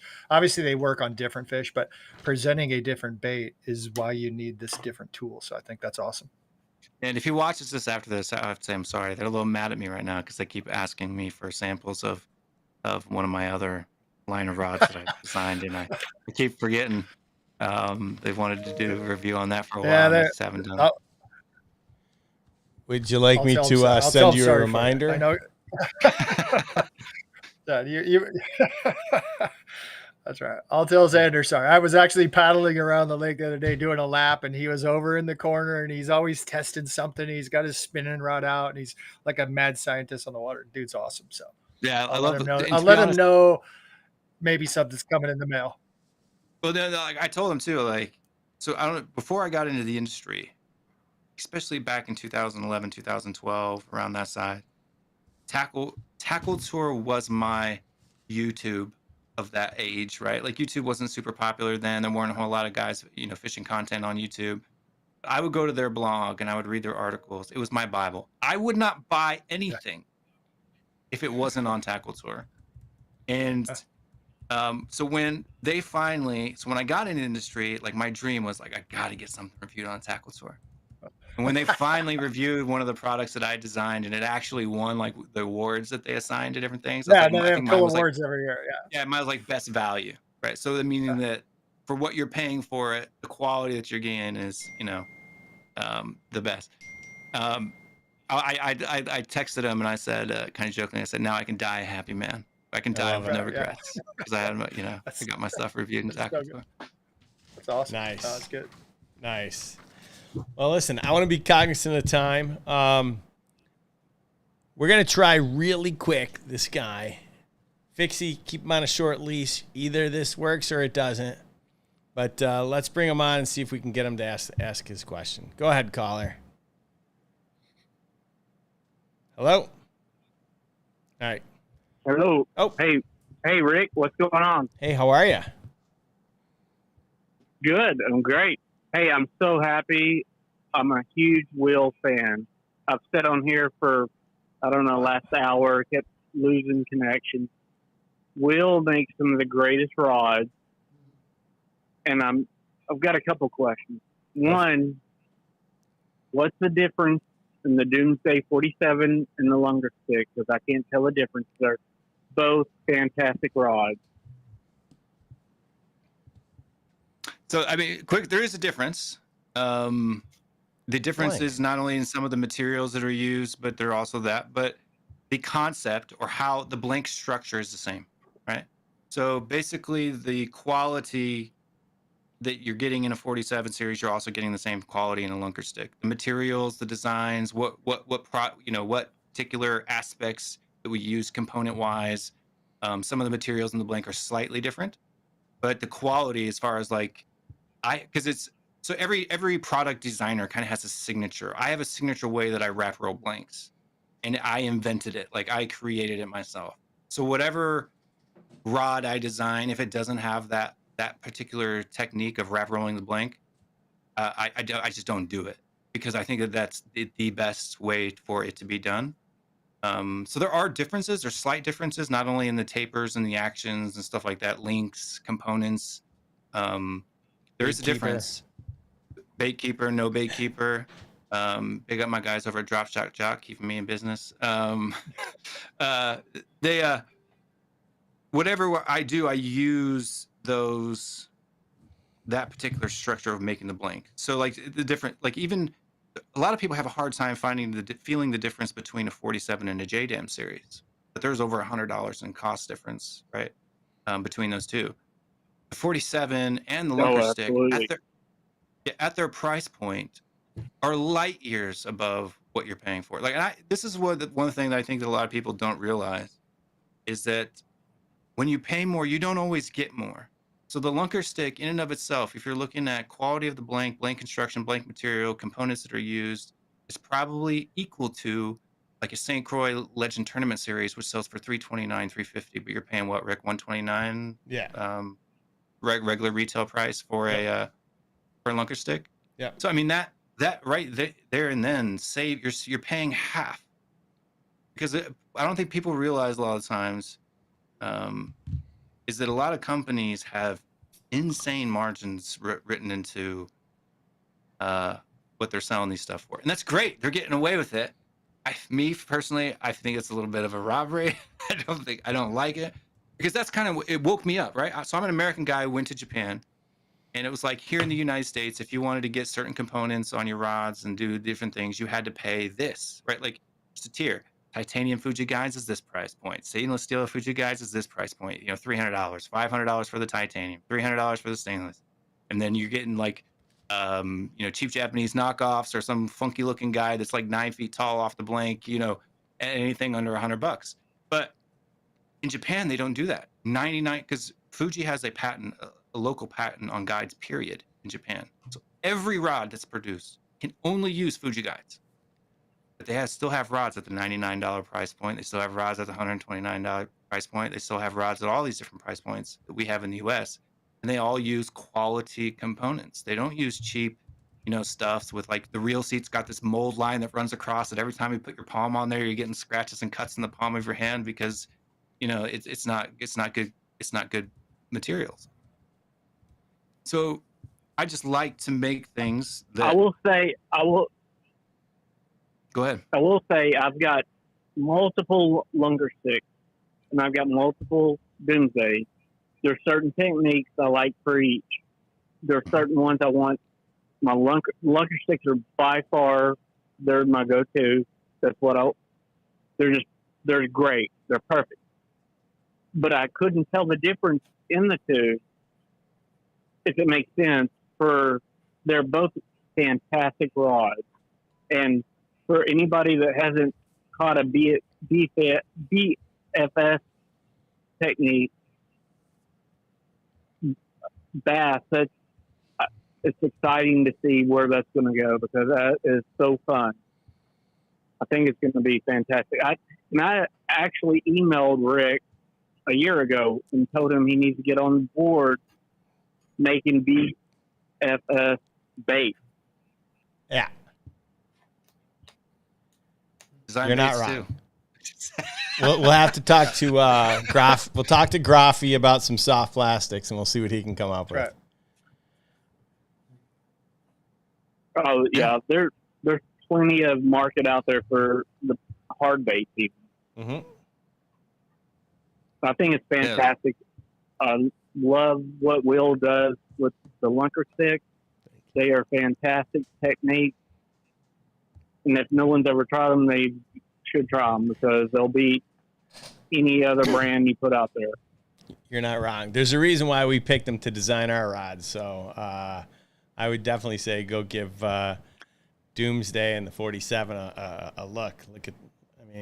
Yeah, no, I think that too. Like, so the 47's one that I designed. It's been out in the market since 2015, but I've learned lessons. Like anytime you're in the business, I've learned. And so Lunker sticks at that price point, there's been some improvements. So there's some things that are slightly different that are, I think, better than the 47. There are some things that maybe aren't as good as the 47.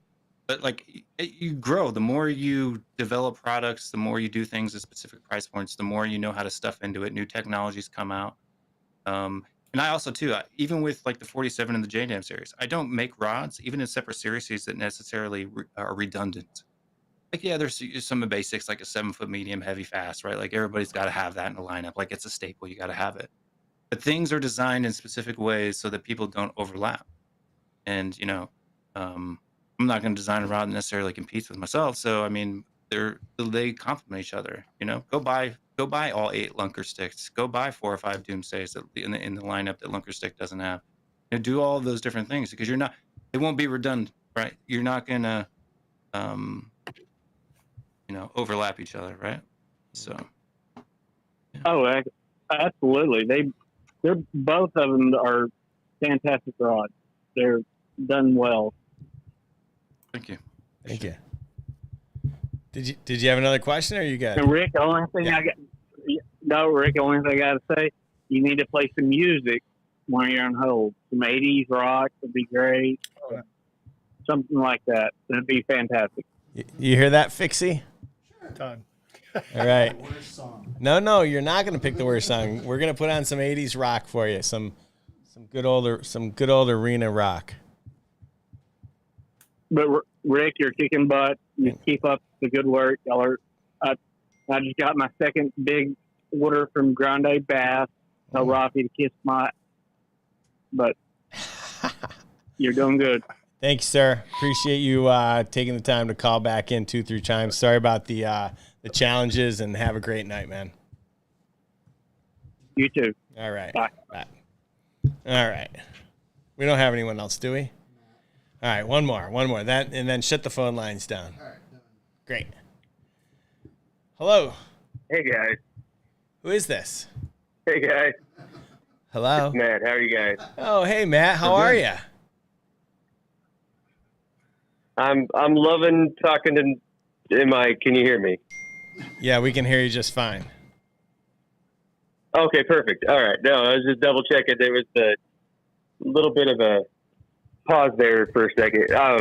Man, I am so excited, you guys. I am so excited about all this BFS stuff coming out. And this is for years been kind of my trade secret, and how I have, made money in tournaments is I was the guy that would go in and shop through the crappie aisle and tie my own jigs. And you're talking the 64 ounce stuff, all that kind of stuff. So I'm so stoked, one, that I don't have to go figure out how to tie all these things for, perpetuity. And two, that you guys are coming out with a line that is going to support this super ultralight stuff. So I don't know. I'm beyond excited.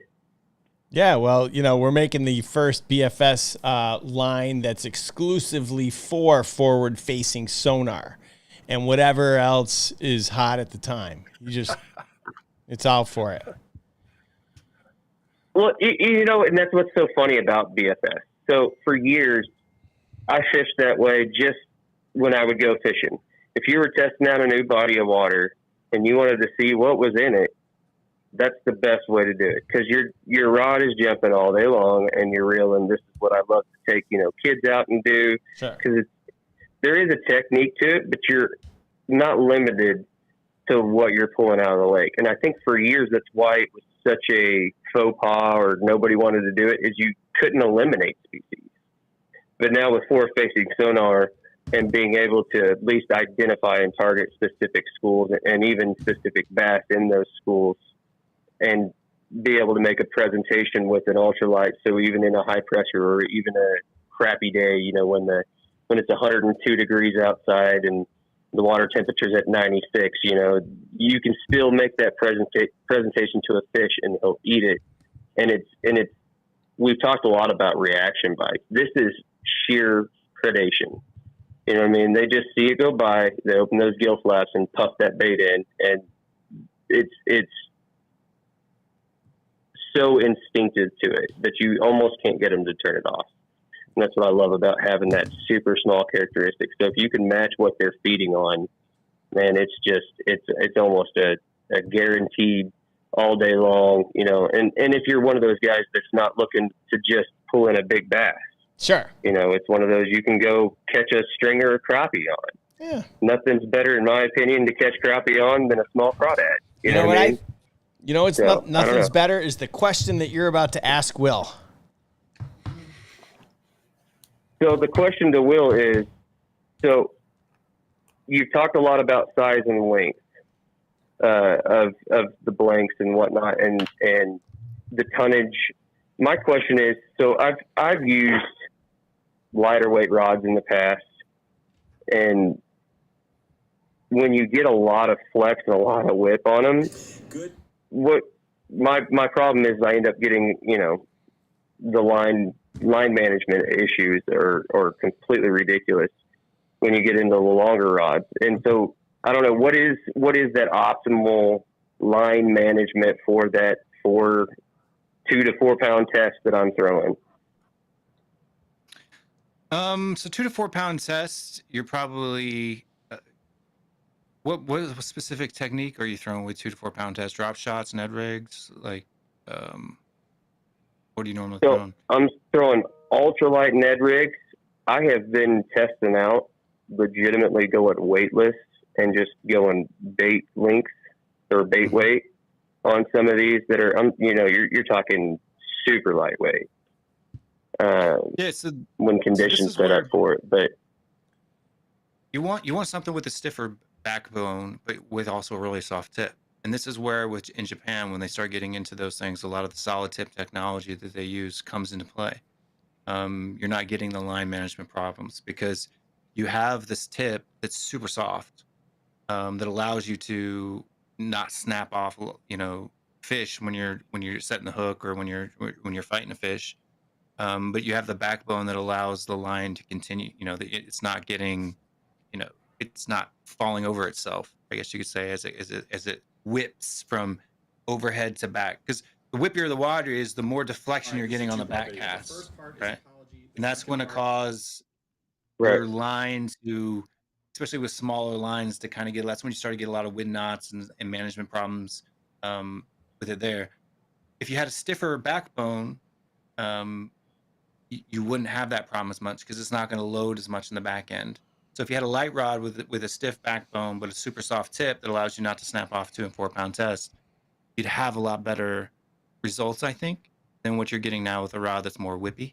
But the only way that comes into play and really works is in solid tips. And I don't know of any U.S. company that's doing solid tips right now. Not one. So I was going to say, I have actually yet to have ever seen one. I've heard of guys using them, and you know, the companies I've used in the past have, you know, that's not been a push, obviously, because I've done a lot of U.S. rods and stuff like that. And so, I don't know. I'm shocked at, one, everybody's finally catching on, and two, that the technology is getting there to where we can actually make these presentations with these small baits and put them, you know, in a cup at 7 yards, like you were saying. You know, right now with line management and what I'm trying to do, trying to make a, you know, 5-yard cast is tough, you know, or 3-yard cast where you're just pitching it off the front of the boat type thing. Yeah, and spinning rod it makes it even worse. But if you're doing it on a bait caster, it's a lot easier, right? It's a lot easier because you've got that. You can set the spool tension on a bait caster specifically for whatever weight bait you're throwing. So when you do it lightly or you do it, you know, heavy, you know, light cast or hard cast, you can adjust the line tension on the spool to where you can control the management better. Whereas on a spinning reel, open face, when it's open, line just flies out, right? So when that's another thing. The bait finesse system in itself, you know, helps a lot with, you know, line management on lighter things and finesse techniques because you can control the speed of the spool. See, and I've never even thought about it. Yeah. So my question is, what would be your pick then for a reel, or what would be the optimal conditions? Because obviously, I don't know. I don't even know. What would you go super slow? Would you go to a faster and just be able to work it on less? I don't know. How would you fish a bait cast reel on that? You just get like something that's in a 50, small size, shallow spool. You just thumb it with your thumb, or you know, you set your tension, you know, super specific to whatever weight you're throwing, and you go and do it. I mean, you can fish 2 or 4 pound tests on. Gotcha. I've never tried it, so. Yeah. Well, why don't See, and I do a braid to fluoro typically. Why don't you take, what was your dream lake again? So, Missoula Lake in Missoula Northwest Missouri. Here's what I want you to do. I want you to go to your dream lake. I want you to tie on something super light. Go cast it with pinpoint accuracy and come back and tell us how you did. I will do that. I'm excited, guys. So I appreciate you guys chatting with me too. So thanks, man. Yeah, make sure to get your bait. Bait looks like he sells what's over here now because cameras. Looks like he sells reels too. I never know. You wait a week and Rick's selling another thing that he never sold before. So he's got reels. So yeah. Listen, you have to get started. You get buying some bait finesse reels and selling those on the website, MONSTERBASS.com. Yeah. Others' misfortunes become my riches. There you go. Or your riches, because I'm going to give it to you at a deal. So, listen, I want to say thank you, you know, for taking the time to be on the show today. I know we went a little bit long. I'm sure you could talk about rods and fishing all day, but I know you got a family and, you know, you got to get back to the kids probably. But I really do want to say thank you for taking the time to be on the show. Let's move forward. Let's design this thing. I don't know. I can give you a shout on whatever, Thursday or Friday, just to like button up the details so we can get started, and we'll go from there. Sounds good, man. Yeah. Sounds good. I hope people like it. Maybe give me on the cosmetics. Maybe let me throw a little bit of Will Spice on there this time. Get a little more creative control on the. I'll let you have a little more creative control, and then you and Brandon, our creative director, can battle it out because I don't really get much of a say. He doesn't let me do anything. So But I'm sure Chris will see you at the holidays for family supper and all that fun stuff. Yeah, no, we'll see. We'll figure out whether it's your house or my house for Thanksgiving. So it's good to see you, brother. It's good to reconnect. It's about to find out if we're twins separated at birth or not. So That's right. Well, silly parrot. So we'll figure it out. Yeah. Do you have colorful socks, Will? I don't wear socks often, to be honest with you. Is it because growing up, your brother stole them all the time? No, I just have this really thing for like clogs and flip flops and like even You don't wear Crocs, shoes, do you? You don't wear Crocs, do you? I don't wear Crocs. Oh, No, I thank don't wear God. Crocs. Thank goodness. No. I was going to have to cancel. Well, I actually sell socks, 2 different lines, and I'm sitting here barefoot. So I'm with you. I swear we're related. So we'll figure it out later. When I do wear socks, as soon as I get in the house, they come right off the feet. Like it feels suffocating. I have giant feet, and so like my shoes usually don't fit super well either. So I'm like right in between a 14 and a 13, and they don't make 13 and a half. We're gonna make you. I have extra large socks, so we're gonna connect later. I'll do a Doomsday Tackle logo. I'll get you a pair of socks you'll like to wear, and we'll figure that out. But no, it's been awesome today. I've learned a lot. I think you baptized me into bait finesse system. I know Gramps was saying like, oh, all these different things that are new or whatever. I just think it's a fun way to look at fishing, uniquely targeting fish with a specific bait and rod. It's a system, and it's fun to really isolate that mindset. I'm going to put something in front of a fish this way, and I need the best tool for that. It's cool. It's cool to learn, and I like that progress. So thanks for bringing that today. Yeah, in the name I learned of a lot. And the Rick, the Monster Bass. Thank you, man. That's right. Been baptized in the bait finesse. Yeah. Love that. Pastor Rick. That's it, man. Done. Amen. Yeah. Amen. All right, man. All right. Thanks a lot. Yeah. Thank you guys. Appreciate it. And anytime you put me back on, I talk a lot, so you better maybe be ready for a long show. Yeah, listen. I love that. So, all right. Thank you. Will Stewart, everybody.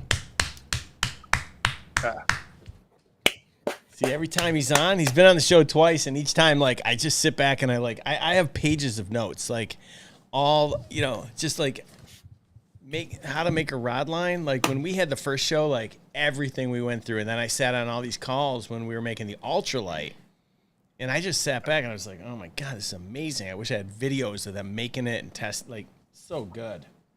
So good. He knows a lot. I don't know what's going on. My internet looks like it's slow and I'm lagging. My preview looks great. It looks like it's maybe blurry on the show, but all I know is today's been awesome. It's been eye-opening. I love to learn. I love to progress. This is the beauty of fishing. I always go back to the Monster Bass subscription box. You're going to get baits you're not familiar with. Try them. It broadens your perspective of what the fish are doing, how to interact with them. You go back to what you normally do, you'll be better. Same thing with this bait finesse system. It's like, you don't have to use it every time you fish, but to learn about fish with something different, you'll be better with your normal, whatever. It's funny now, like you call those your normal rods and these something different.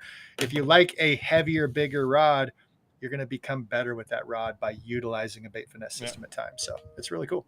Yeah. Let's do it. Yeah, learned a lot. Thank you so much, and I'm gonna let you get back to your family too. So have a great night. All right. You too, Rick. All right, thanks, man. All right, bye. All right, guys. Well, wow, this is really 15 likes, 15 thumbs up. Is that all we got? Man, I mean, if I could have given 15 thumbs up, I would have. I learned so much. God, there's a few things I'd love to talk about. I mean, I do have a rundown of some of the baits in this month's box, and I just want to give a quick, if you're watching, I'm gonna show them to you. I don't know where to start. I'm gonna show you a handful of baits, and some of them are new school, some of them are old school. But they're all great for this time of year. I'm going to show you a limited edition color of a frog that is pretty sick. I don't know if you can see this. So this frog limited edition color. Hold on, let me just fix that. Limited edition color, and it glows in the dark. Pretty sick. I think you guys are going to love this. I mean, this thing out of the box is like super soft. And what I loved is that they've got a hole in the top so that you can push it. But if you can see the bottom, they've glued. It's not going to fill up with water. They've gone out of their way to make sure that the cavity's not going to get filled up with water from the bottom. I love that. I love that they did that. You know, it probably cost them a little bit extra, but I think this is pretty sick.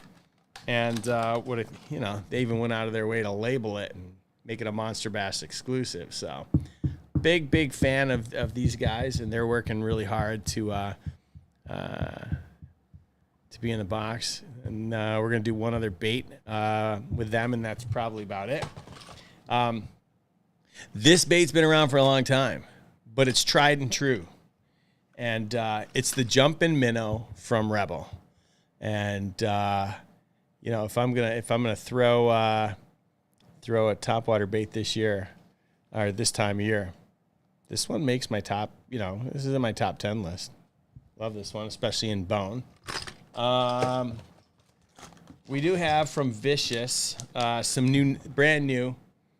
I haven't even taken them out of the package. These are a new Ned bait.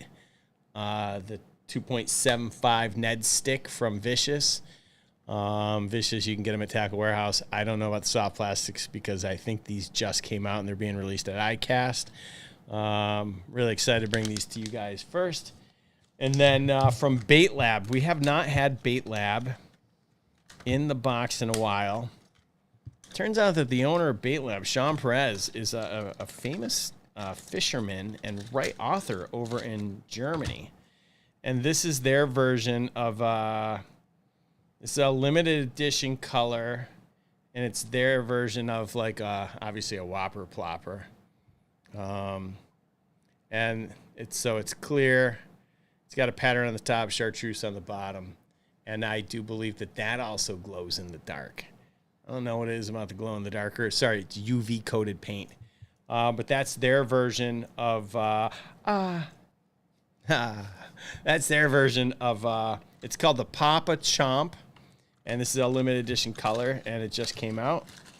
So I'm excited that we're gonna get that. And then there's a few more, but we won't go into it. Some people are gonna get I got a popper from 13 Fishing. Some of you guys might get. I've got handful of baits that we don't need to get into right now. I do want to remind everyone what I said, because my inbox got flooded with the whole conversation around me not being done shopping. And that's true. I'm not done shopping. We bought Grande Bass, and we're looking at a handful of other companies. And someone recently hit me up and asked if they could, next time I'm going to buy one of these brands, if they could be a part of it. I'm not going to say yes. I'm not going to say no. But I will tell you this. If you're interested in potentially, when I buy the next brand, and I'm hoping to finish that tomorrow.